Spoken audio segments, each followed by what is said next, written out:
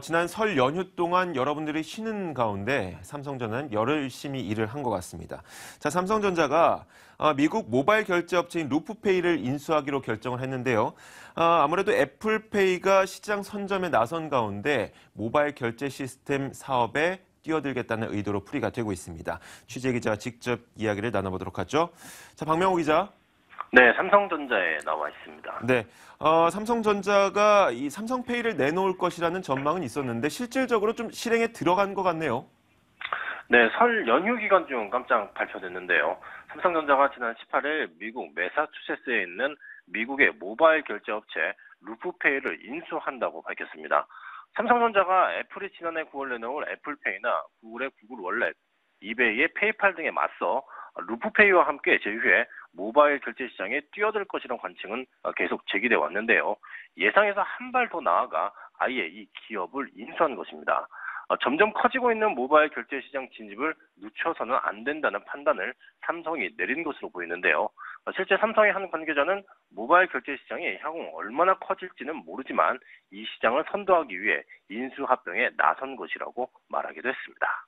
네, 이 모바일 결제 산업의 생태계에 대해서 이런 평가가 있더라고요. 우선 애플의 경우에는 생태계를 새롭게 만들어가는 시도를 하고 있다면 삼성의 이런 시도는 기존의 결제 생태계를 이용하는 그런 시도다라고 얘기를 하고 있는데 과연 이 루프페이를 인수했다고 해서 삼성이 모바일 결제 시장을 이끌어갈 수 있을지에 대한 궁금증이 있거든요. 업계에서는 어떻게 평가하고 있습니까? 네, 그런 의문이 당연히 듭니다. 증권가에서도 일단 삼성전자가 루프페이를 인수를 했다는 것이 적절한 판단이기는 하지만 당장 시장 선도 업체를 도약하기는 쉽지 않다는 판단을 내리고 있습니다. 기술적으로 좀 보완이 필요하다는 것인데요. 일단 애플페이와 비교하면 애플페이는 사용자가 직접 카드를 긁는 것이 아니고 아이튠스 스토어 계정 등 사전에 등록한 카드만 있으면 사용이 가능합니다. 결제 시 각 매장 카운터에 위치한 애플페이 단말기에 아이폰을 가져다 대면 저절로 카드 화면이 뜨고 사용자는 홈 버튼에 등록한 지문 인식만 하면 결제가 끝나게 됩니다. 근거리 무선통신 NFC 기술을 이용한 것인데요. 하지만 미국에서 애플페이를 지원하는 카드사는 약 90개, 또 미국 소매업체의 5% 정도만 이 애플페이를 사용할 수 있습니다. 반면 삼성전자가 인수한 루프페이의 결제 방식은 애플페이와 조금은 비슷하지만 약간 더 아날로그적인 방식입니다. 루프페이는 마그네틱 보안 전송 기술을 사용하는데요. 별도의 기기에 신용카드를 긁어서 정보를 사전에 입력해놓고 이 기기를 마그네틱 결제 단말기에 대면 결제를 할 수 있습니다.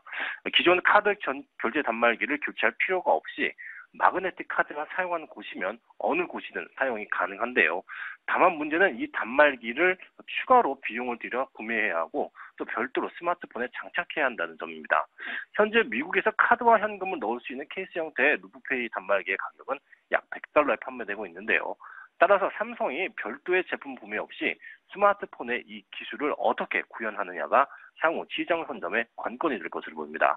루프페이는 다음 달 1일 삼성이 출시하는 차기 전략 스마트폰 갤럭시 S6에 탑재될 것으로 예상되는데 글로벌 IT 기업들의 치열한 핀테크 경쟁이 본격 시작되고 있습니다. 지금까지 삼성전자에서 머니투데이 방송 박명호입니다. 네, 삼성전자의 특징이 있죠. 시장에는 뒤늦게 뛰어들더라도 아주 빠르게 앞서가는 모습을 보여왔는데 자, 이번에도 이런 모습을 보일 수 있을지 기대해 보도록 하겠습니다. 이슈인이었습니다.